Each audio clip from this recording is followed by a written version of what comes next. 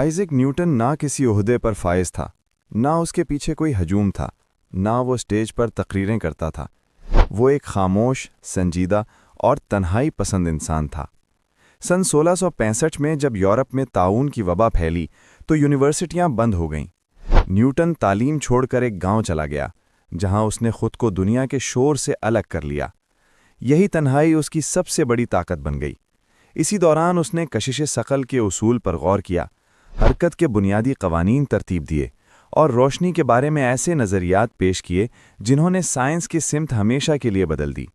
एक ही इंसान ने इंसान को ज़मीन से बांधने वाले कवानीन भी समझे और उसी इंसान ने कायनात को समझने का दरवाज़ा भी खोला। न्यूटन खुद कहता था, मैंने सच का पूरा समंदर दरियाफ्त नहीं किया, बस उसके किनारे खड़े होकर चंद सादा हकीकतें तलाश कीं।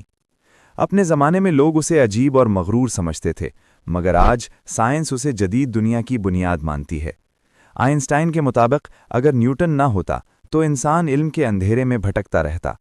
सबक ये है, खामोशी कमज़ोरी नहीं होती, अक्सर तारीख बदलने वाले ख़यालात तन्हाई में ही जन्म लेते हैं।